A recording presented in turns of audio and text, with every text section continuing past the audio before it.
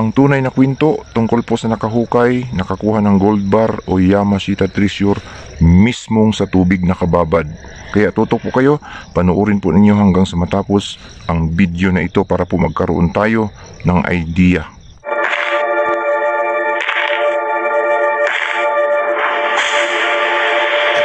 Welcome treasure hunters all over the Philippines. Welcome to my channel. Naniniwala ba kayo sa kasabihang ang naghahanap ay makakatagpo?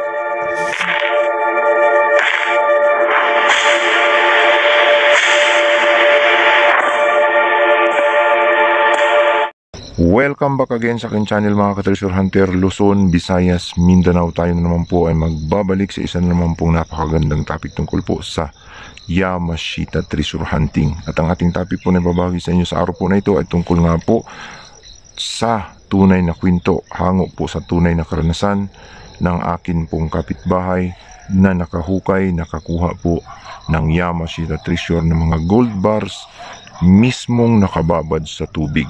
Yan po ang aking ibabahagi sa inyo ngayon. Pero bago yan, tayo po muna ay magpapasalamat sa lahat po ng ating mga taga-subaybay, mga subscribers, mga bashers, haters. Maraming salamat po sa patuloy po ninyong pagsuporta sa akin pong videos. At sa hindi pa po nakapag-subscribe, pakipindot na lamang po ang subscribe button sa ibaba at ang notification bell para updated po kayo sa mga susunod kong i-upload. So patuloy nga po tayo sa pagbabahagi po ng kaunting kaalaman tungkol po sa mga sikreto ng mga Japanese Imperial Army na kung saan nagtago ng mga kayamanan sa iba't ibang lugar po sa bansang Pilipinas. No? Ito pong ating ibabahagi sa inyo ay tunay na kwento at karanasan ng mismong aking kapitbahay na nakakuha po ng kayamanan. Mga gold bars po ito na kung saan nasa tubig lang, nakababad sa tubig. Yan po ang ating ibabahagi sa inyo kung gaano kalalim at anong lugar yung matubig na lugar, anong klasing may tubig. Yan po ay ating isa-isahin maya-maya lamang mga ka-treasure hunter. Alam natin na ang mga Japanese Imperial Army ay kalimitang nagbaon ng mga kayamanan sa gilid ng mga sapa, ilog, mga balon, gilid ng mga beach, no, tabing dagat na kung saan sagana sa mapagkuhanan po ng sangkap ng pangpatigas o mga bato na madali silang makakuha ng mga gagawing konkrito. At yung tubig ay napakahalaga po sa kanila para po sa pagkonstruksyon ng paglagyan na mga container o mga chamber ng mga Japanese doon po sa kanilang naitagong mga gold bars o kayamanan. Kaya kalimitan pong kanila pong napagtaguan ay madalas ay may tubig at sa gilid ng mga sapa, balon, ubog, water spring, yan po ang kanila pong kadalasang napagtaguan sa mga kabundukan. Alam natin ang mga Japanese Imperial Army ay napakadaming mga kayamanang itinago. Hindi lamang gold bars, diamonds, antiques, no?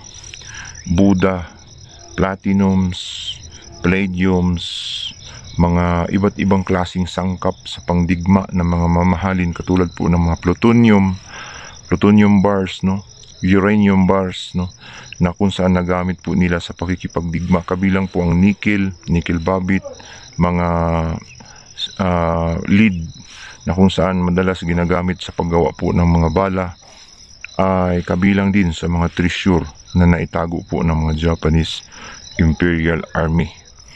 At bukod pa dyan ay napakarami pa silang mga precious uncut gems, no, iba't iba, sapphires, rubies, mga meteorites na kung saan nadala nila mula po sa Burma sa iba't ibang lugar sa Southeast Asia na napasok ang mga minahan, mga museum, mga simbahan ng mga Buddhist na kung saan natangayan ng mga gintong Buddha ng mga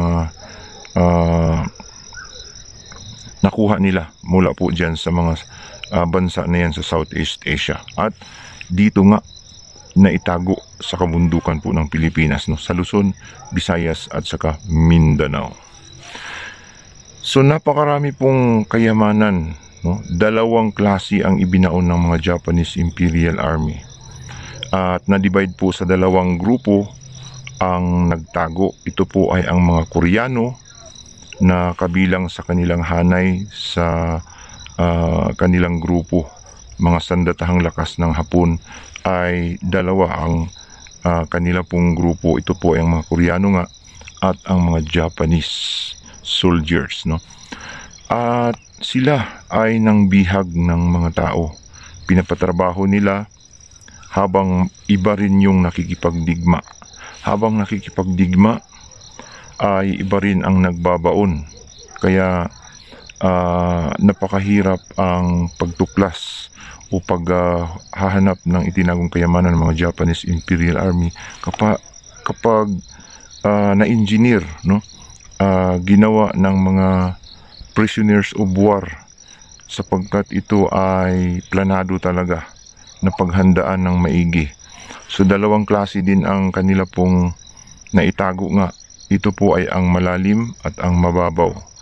Nung hinahabol po sila ay napilitan silang ibaon ito ng mababaw yung iba, sapagkat sila ay nagmamadali. Subalit yung mga ibang grupo na kung saan nakabihag ng marami ay naibaon nila ng planado. At bukod pa dyan, yung nauna pang naibaon na kung saan nakapagkuta sila ng matagal sa lugar ay planado talaga ang pagtago nila sa kanila pong mga daladalang kayamanan. Kaya dalawang klase nga ang naitago, may mababaw at mayroong malalim.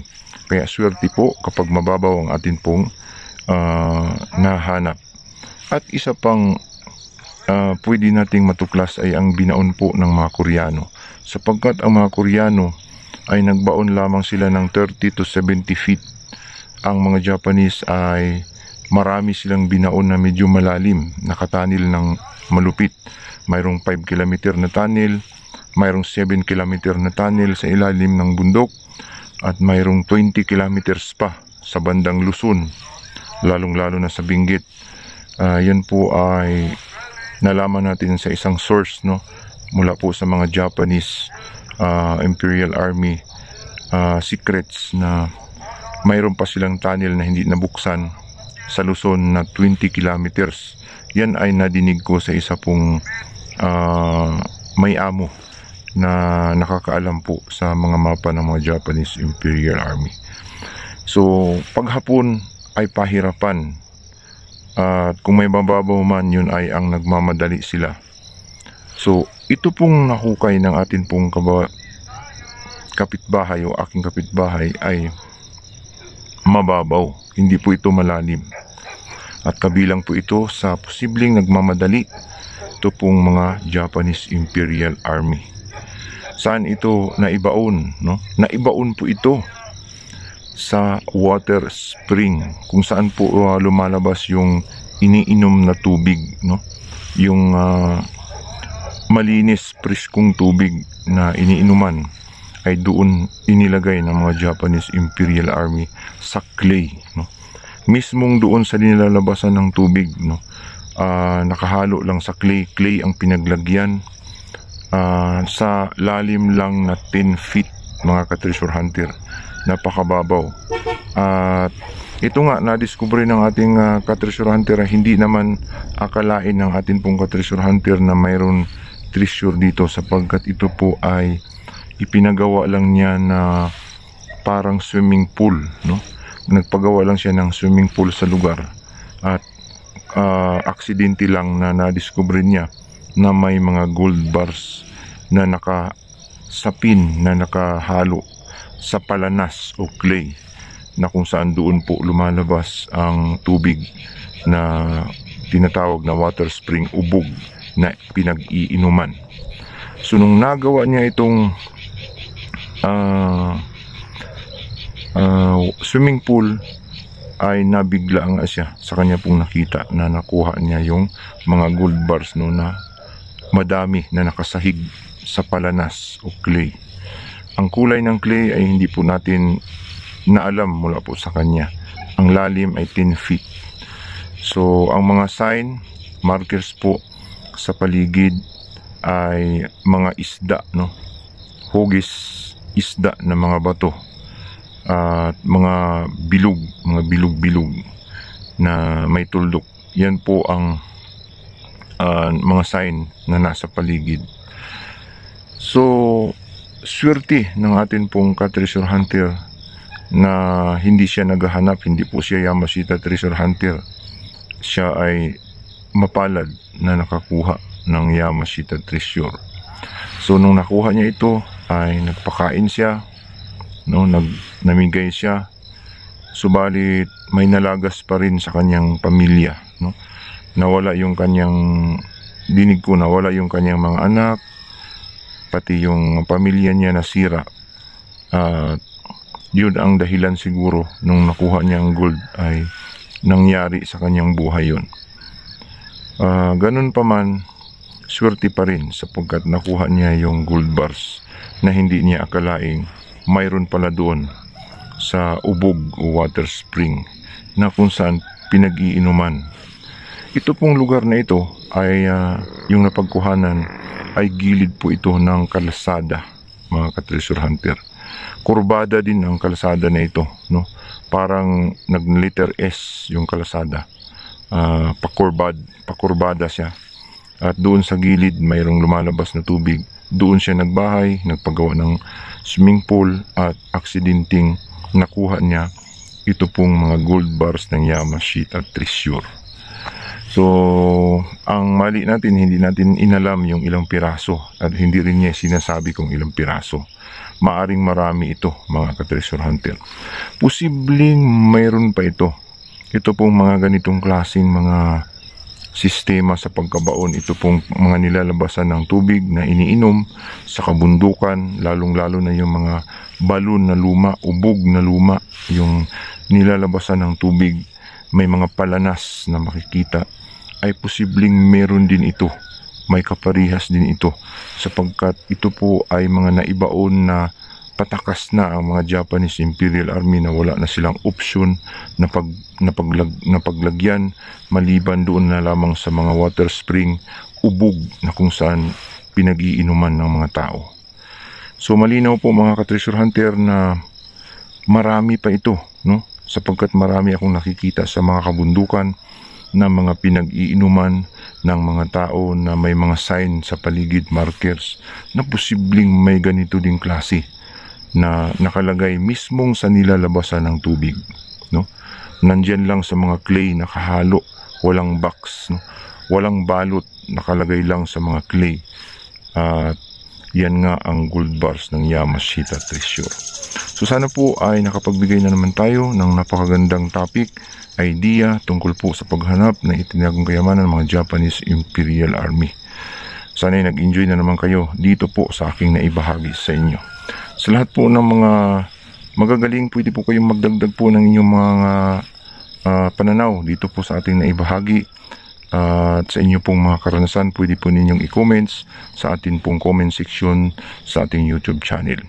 Hanggang dito na lamang po. Ito pong inyong ka-treasure hunter nagsasabing kapag tayo po ay naghahanap, tiyak na tayo po ay makakahanap.